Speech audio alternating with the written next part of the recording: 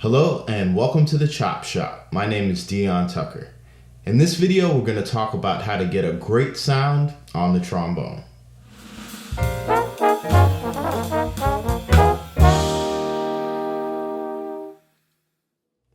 There's several factors that go into helping us achieve a great sound on the trombone. In this video, I'm going to talk about 3 topics that can help us execute the sound that we're hearing in our head. Now, before we jump into that, I'm excited to announce that in early March, I'll be starting a Patreon page. For those of you that don't know what Patreon is a platform that's set up so you can provide monetary contributions that will go directly to this YouTube channel. In return, you'll get special perks and rewards that I'll be announcing in the upcoming weeks. In the meantime, if you want to support the channel, go ahead and click that subscribe button and hit the notification bell so you can get a heads up on whenever I put out a new video. So let's look at the first topic that can help us achieve a great sound on the trombone.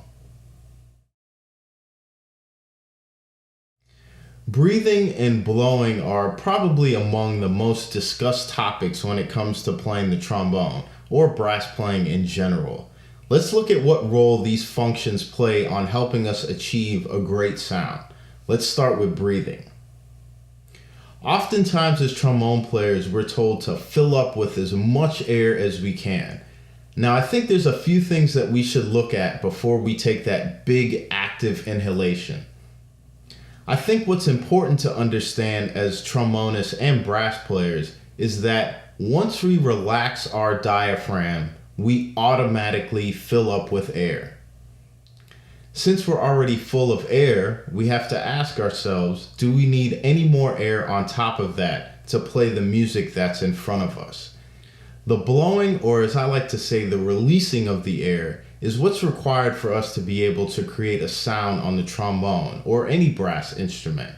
With that in mind, we should focus more on how the air is being released as opposed to how we are taking the air in.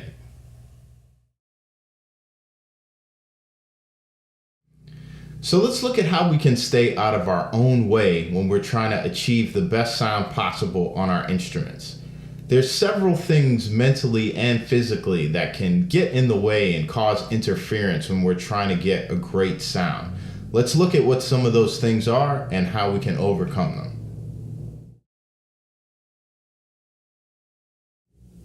So what do I mean when I say active breathing? I'm talking about when we take a big gulp of air in and then blow that air out when it's time for us to play. Let's look at how this action can affect our sound. So I have one hand on my stomach to observe what's happening with the diaphragm. As I take an active breath, I'm putting air on top of air that's already there. Now in this example, I'm going to relax my diaphragm at the end of the tone. The lungs fill up automatically, so I don't have to breathe in. And I can just release the air into the instrument. Now, I know it may sound kind of counterintuitive, but one of the biggest obstacles that can get in your way when you're trying to achieve the best sound possible is you trying to buzz your lips when you play. I think as trombonists and brass players in general, we should understand the difference between buzzing our lips and letting our lips vibrate. The biggest difference is the mental cues that we send to that specific muscle group. If I tell you to buzz your lips, more than likely you are going to create that action. If I tell you to let your lips vibrate, more than likely you are going to let that action happen.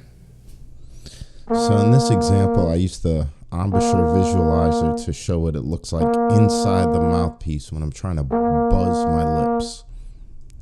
Now in this example, I'm going to take away the interference the lips can cause and just let them vibrate.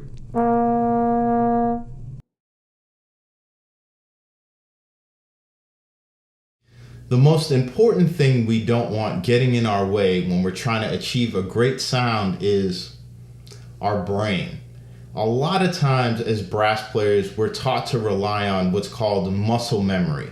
Well, there's really no such thing as muscle memory. Our muscles don't remember anything. Our brains send the signal to that specific muscle group and everything works from there. So sometimes when things aren't working physically, we need to evaluate what's going on mentally that could be causing interference to the signal that's going to that muscle group. It's very difficult to achieve your best sound without all the components in place. So we want to make sure we take everything into account.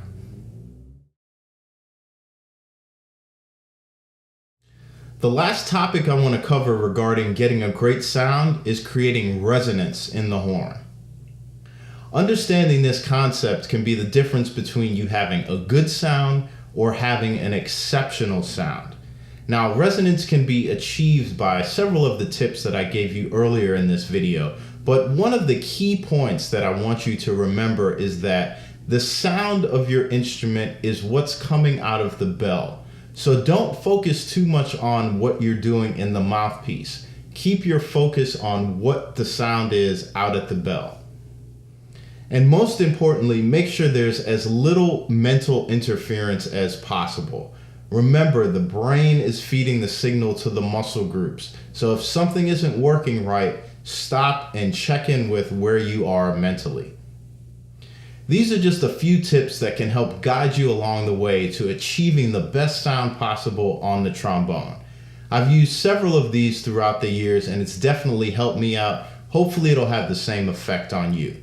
Now, if you have any questions or comments, please feel free to reach out and I'll see you next time at the Chop Shop.